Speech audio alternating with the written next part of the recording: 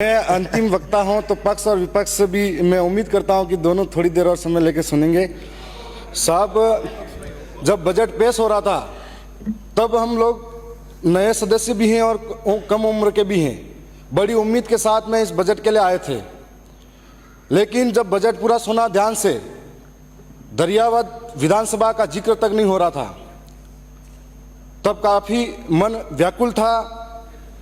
फिर सोचा कि किरदार तो बदलते गए लेकिन नाटक वही पुराना चल रहा है। माननीय अध्यक्ष महोदय, बजट में जिक्र था पानी, बिजली, सड़क, विकास, और इस बार जो ये गर्मी के दिन निकले थे, मेरी विधानसभा के अंदर इस तरह के हालात बने हुए हैं कि कहीं कहीं ऐसा इलाका है जहां पर 1-1, 2-2 किलोमीटर तक पानी के लिए दूर दूर तरसना पड़ता है। कोई पानी की व्यवस्था नहीं है। साथ में बिजली की बात करें तो बिजली का आलम यह है कि क्षेत्र के अंदर में सिर्फ पूरे राजस्थान का यह हाल है कि कब बिजली जा रही है कब आ रही है कोई पता नहीं है। और शहरों के अंदर तो बिजली दिन में 24 घंटे भी देते हैं, लेकिन गांव के अंदर पता नहीं इंसान रहते हैं या नहीं रहते हैं, इसलिए गांवों के अंदर बिजली नहीं देते हैं। 2 से 3 घंटा बिजली मिलती है।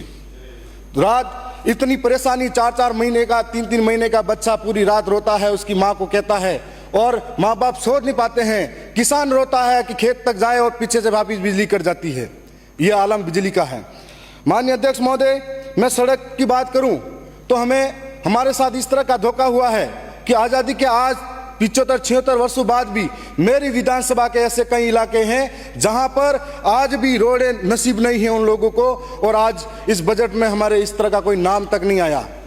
सड़क की बात करें तो बारिश के टाइम पे बहुत सारे गांव ऐसे इलाके में बसते हैं जहां पर अगर पानी आ जाता है, नाला भरा रहता है, तो उसको कोई मरीज बीमार हो जाता है, उसको इंतजार करना पड़ता है कि उस नाले को पार करो, पानी नीचे जाएगा तब। ये हालात बने हुए हैं। और एक विकास के नाम पर आदिवासियों के साथ में बहुत बड़ा धोखा हुआ। मैं बजट के बारे में बड़ी उम्मीदें लेकर बैठा था, न सड़क के लिए, न बिजली के लिए, न पानी के लिए कोई बड़ी व्यवस्था हुई। साथ में मैं कहना चाहूँगा कि माननीय शिक्षा मंत्री जी, ये बहुत बड़ा जिम्मेदारी वाला पद होता है, और उन्होंने बड़े शान से ये कहा कि आदिवासी इनके बाप की औलाद है कि नहीं, इनके डीएनए की जांच करनी चाहिए।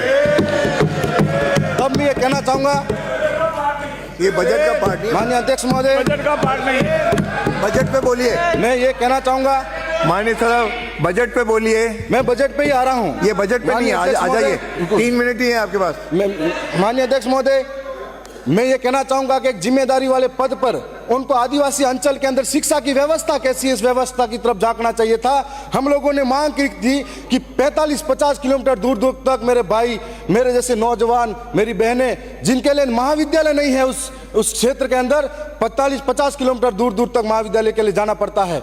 एक महाविद्यालय है जिसके अंदर 80 सीटें हैं, उनको बढ़ाने के लिए मैंने पीजी के लिए बात रखी थी, नहीं कर पाए। और आज ये आलम है कि हम लोग आर्थिक रूप से सक्षम नहीं है। पढ़ने वाला नौजवान प्राइवेट स्कूलों की फीस भरने के लिए अहमदाबाद, बंबई, गुजरात तक मजदूरी करने जाता है। तो ऐसी स्थिति में हमने कॉलेज की मांग करी थी, बालिका महाविद्यालय की मांग करी थी, हमने नर्सिंग कॉलेज की मांग करी थी। हमारे क्षेत्र के अंदर किसान बहुत सारे हैं जिनके पास नॉलेज अच्छा है, लेकिन किसान कृषि महाविद्यालय नहीं है।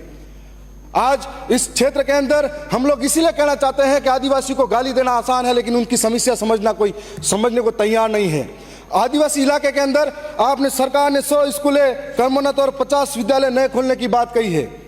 मेरे वहाँ पर ऐसे कई महाविद्यालय हैं जिनकी स्थिति यह है कि जर्जर भवन हो रहे हैं। जिंदगी हाथ पे लेकर बच्चे स्कूल के अंदर बैठते हैं, कोई पेड़ के नीचे पढ़ाई कर रहा है। और इस स्थिति के अंदर हम ये सोचते हैं, उम्मीद थी कि इस बार नए स्कूल कर्मोन्नत भी होंगे और नए हमको भवन भी मिलेंगे। आज जो देश का निर्माण करने वाला बच्चा है, आने वाला भविष्य है, उसके लिए शिक्षा की कोई व्यवस्था नहीं है।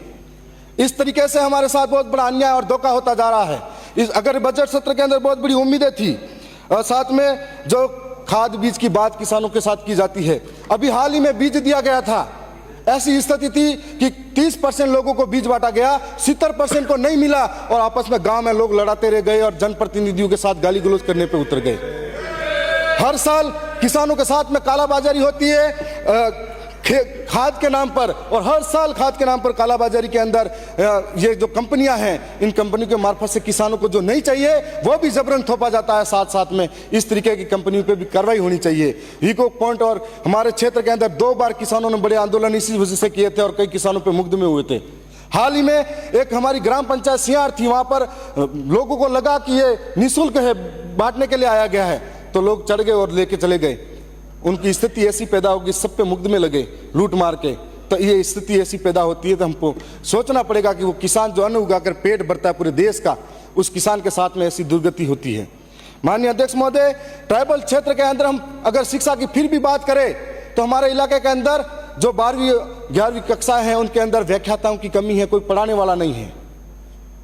जो संविदा पर लगे हुए थे उनको भी बाहर निकाल दिया, थोड़ी बहुत जानकारी देते थे और बाहर निकाला तो ठीक है। माननीय अध्यक्ष महोदय, मैं ज़्यादा टाइम नहीं लूँगा।